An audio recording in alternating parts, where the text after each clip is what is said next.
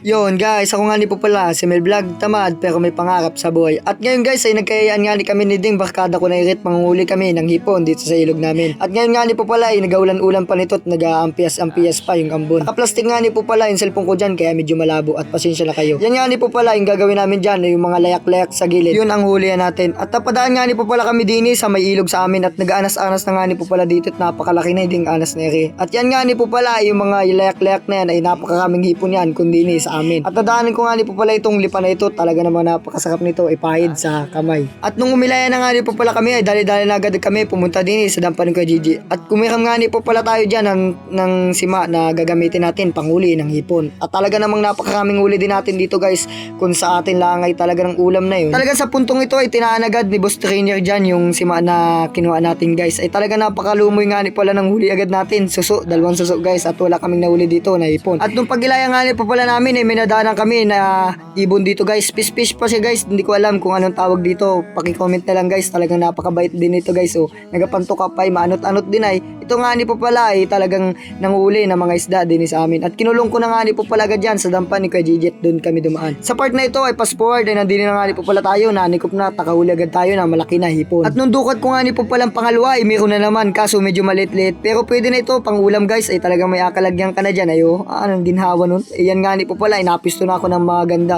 At wala din ako nahuli dyan guys, at palulaan din yung nahuli natin dyan. Ay talaga napakaganda nito, talaga namang nanlumoy nito gatan. At talaga sa puntong ito guys ay tinaan ko na agad yung sima na ano natin dyan. At may layak lang nga ni po pala yan, ay punon na layak, ay paano yun, walang hipon, may layak. Yan nga ni po pala, ang nahuli lang namin dyan ay isa at butot pa nga ni po pala. Pag ilaya nga ni po pala namin ay nakahuli agad ako dito ng isang hipon, at hindi ko nga ni po pala nabidyohan na maayos yun. Ay talaga namang tudong sikop naman din ay. At nung pagkaon ko nga ni po pala ito ay papaano yun, sinaing at inahon. Yung pagkaon ko nga ni po pala nito ay may nahuli agad tayo na hibihukan. Ay talaga naman napakalaki nito guys na hipon na ito, at nakarami din tayo dyan. Nakatatlo ata tayo dyan guys, tapos isang medyo putian na hipon. At nung dumukot nga ni po pala ako ay nahuli ko ulit yung isang hipon na nakatakas sa atin kaganina. Ay talaga na lakas ng ngiti niya no, talon-talon pa man din hipon. Ay kawawa naman to eh, ulam ka na ngayon. At sa part na ito ay nilagay na agad ni Boss Rainier dyan. At si Boss Rainier nga ni po pala ang taga-video ko dito, at ako ang taga-sikop. Ay talaga galing makasikop yun.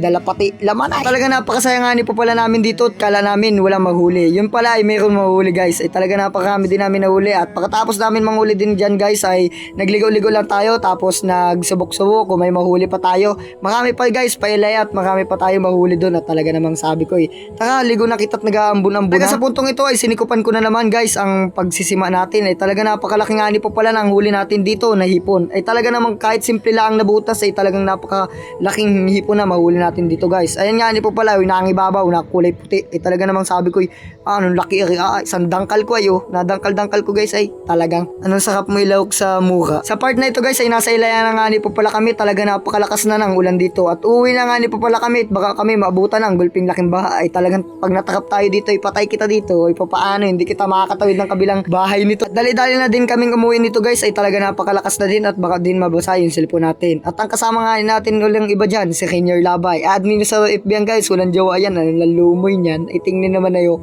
nalakas ng trip niya no, kahit nagaulan-ulan ay talaga namang laban yan. At pupunta nga ni po pala kami doon sa mga nagalulos na nyog. Samahan nyo kami guys. At may nadaanan nga ni po pala kami dining swimming pool. Ay talaga naman dito nga ni po pala kami nagligo. Ay talaga naman napakaganda magligo dito guys. Ay tingnan naman, sulbot na sulbot lang bayani. Kung may ahas man lang ay talaga namang kulabsawan yan. At dali-dali kami pumunta doon sa nagalulos na nyog. Pagkati nga ni po pala namin dito ay nagalulos nga ni po pala sila, yung mga magpipinsa namin kasama. At napakarami nga ni po palang nyog niya, nasa 2K plus sabi nila. At talagang tutulungin din natin dito sila guys para mabilis. Baka sila mabutan ng bahay, paano yan, ay wala tayong nyug niyan, nalalakas mahit siya yun, ay hagis na hagis lang sa tabi, ay papaano yun, paano ko hindi magtimbunan yun. At big shout nga ni po pala sa kanila, talaga napakasipag niyan guys, kahit man din nagabagyo-bagyo na din sa Matandang Gasan ay talagang lulus pati ng nyug. At shoutout nga din sa lahat ng content creator ng Gasan guys, hindi ko na kayo babanggitin, alam na ninyo yun, GCC Gasan content creator guys, welcome sa inyo mga baguhan, at tuloy-tuloy lang guys, huwag kayo susuko, paabot din ninyo yung pangarap ninyo. At talaga sa puntong ito guys ay medyo naunti na nga ni po pala yung nyug, at nakarami na nga ni po pala na itatabi, at natabi nga ni po pala niyan para hindi maanod ng baha. At malakas nga ni po pala itong baha na ito. Talaga namang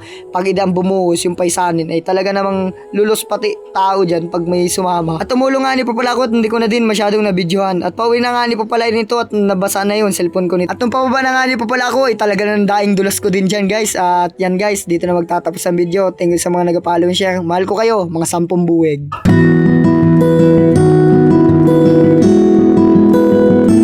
At bilang isang kabataan, anong gusto mong makating sa buhay? Ako guys ay gusto kong makarating ng mapayaman ko ang aking pamilya, tapos matulungan ko sila sa paghihirap nila sa akin simula bata, pagtanda. At nakilayas ko nga ni din po pala ay talaga napakasaya mabuhay sa kagubatan. At yun simple lang guys, walang ilaw, walang cellphone. Sabi nga ni matatanda, tuloy-tuloy lang to ay lalagaw ka din. Ay papaano yun?